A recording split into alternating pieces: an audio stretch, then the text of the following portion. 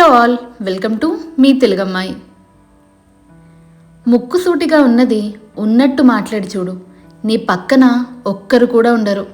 అబద్ధాలు చెబుతూ లేనిది కల్పించి మాట్లాడి చూడు, చుట్టూ ఒక పెద్ద గుంపే ఉంటుంది. దేవుడు నీకు కష్టాలను ఇచ్చేది నిన్ను బాధ పెట్టడానికి కాదు. ఎంతమంది నీతో నిజాయితీగా ఉన్నారు, ఎంతమంది నటిస్తున్నారు అని నీకు తెలియజేయడానికి మాత్రమే.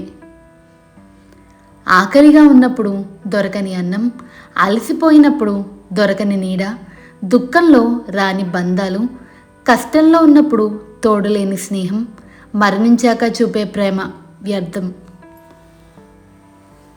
మనం ఏది చేస్తే తిరిగి మనకి అదే లభిస్తుంది, అదే కర్మ. కంటికి ఒకలాగా కనిపిస్తుంది లోకం, తెలిసినదే ఉందనుకుంటుంది, నమ్మినదే నిజమనుకుంటుంది. ఉన్నదేది శాశ్వతం కాదు, నమ్మినవన్నీ నిజమూ కాదు. భార్య మాత్రమే కాదు, భార్యకి జీవితాంతం భరోసాగా ఉండే భర్త కూడా గొప్పవాడే. 25 ఏళ్ళు తల్లి ఒడిలో ఎదిగిన 75 ఏళ్ళు భార్య మదిలో ఒదుగుతాడు.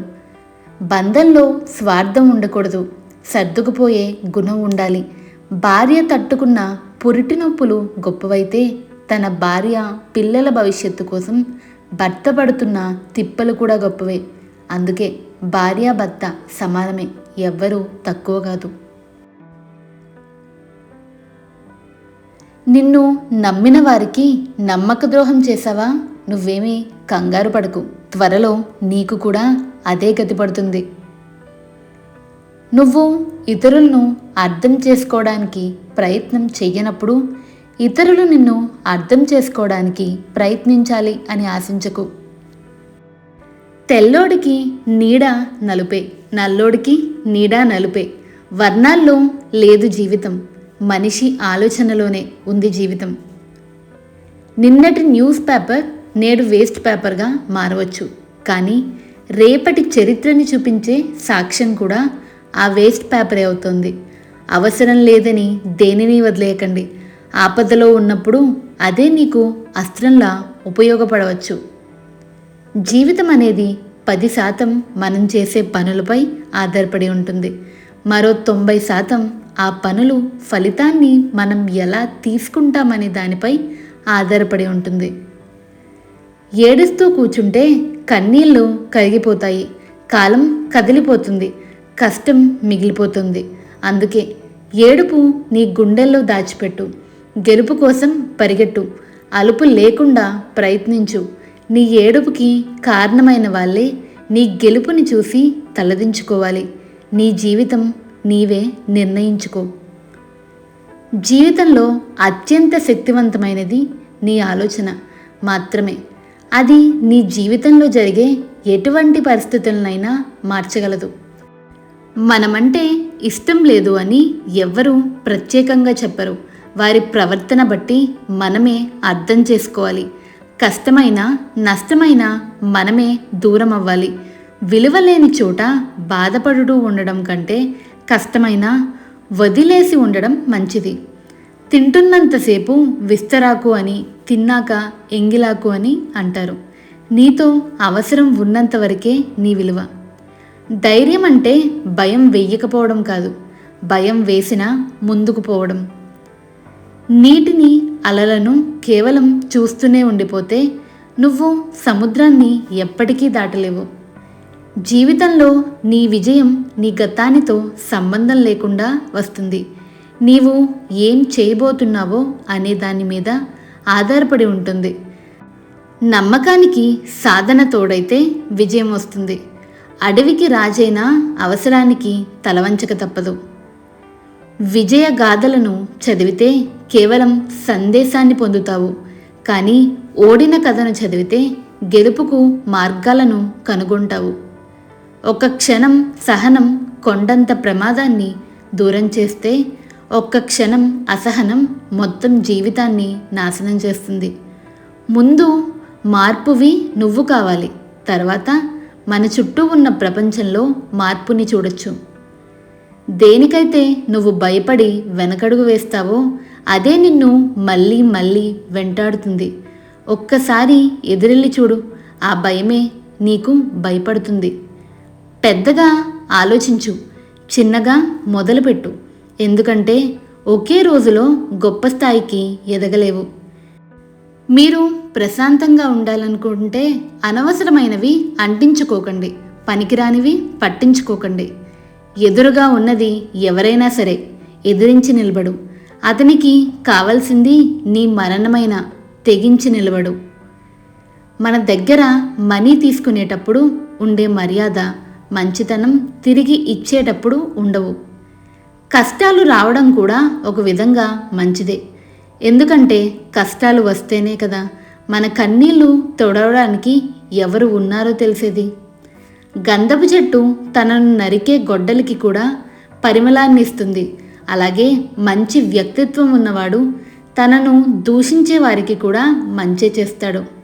ఏమీ లేనప్పుడు అన్నీ ఉన్నట్టుగా ఉండండి, అన్నీ ఉన్నప్పుడు ఏమీ లేనట్టుగా ఉండండి. ఇదే మనిషి మనుగడకు రహస్యం. ఒక మనిషికి నిలబడడం తేలిక, పరిగెత్తడం కష్టం. మన మనసుకి పరిగెత్తడం తేలిక, నిలబడడం కష్టం. నటన అంటే ఒకప్పుడు తెరపైనే చూసేవాళ్ళము, కానీ ఇప్పుడు నిజ జీవితంలో కూడా చూడాల్సి వస్తుంది. నీ బద్ధకమే నీ అసలు శత్రువు. అదే నీ ఎదుగుదలకు అడ్డం, నీ పేదరికానికి మూల కారణం. ఒక మనిషికి నిలబడడం తేలిక, పరిగెత్తడం కష్టం. మన మనసుకి పరిగెత్తడం తేలిక, నిలబడడం కష్టం. గెలవాలి అనుకున్నప్పుడు కష్టం మొదలవుతుంది. ఎలాగైనా గెలవాలి అనుకున్నప్పుడు మోసం మొదలవుతుంది. మీరు ప్రశాంతంగా ఉండాలనుకుంటే అనవసరమైనవి అంటించుకోకండి, పనికిరానివి పట్టించుకోకండి. నీ బద్ధకమే నీ అసలు శత్రువు.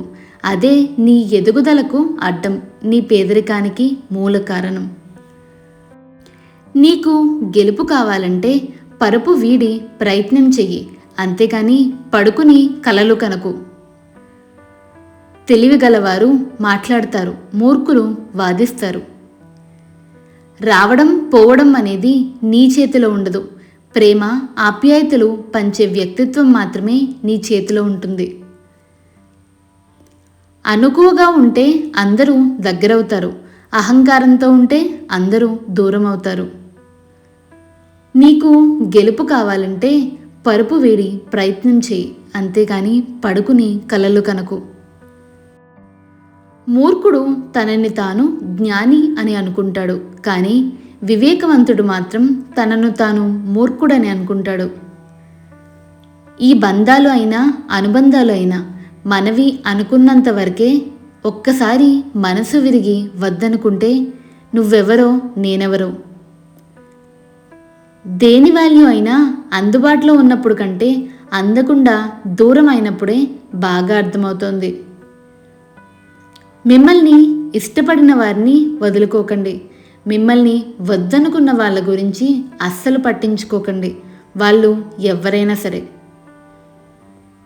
మీకు ఉన్నదానిని నిర్లక్ష్యం చేస్తూ లేని దానికై ఆరాటపడుతూ ఉన్నంతకాలం మీరు ఎప్పటికీ సంతోషంగా ఉండలేరు.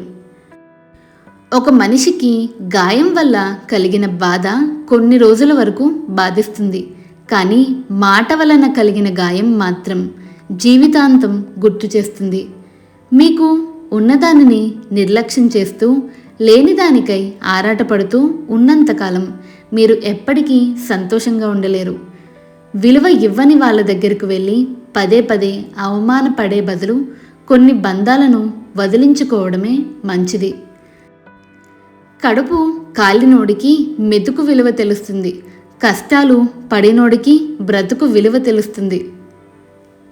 పిరికివాడు తనను బెదిరించే ప్రతి విషయంలో మరణిస్తాడు, కానీ ధైర్యవంతుడు ఒక్కసారి మాత్రమే మరణిస్తాడు.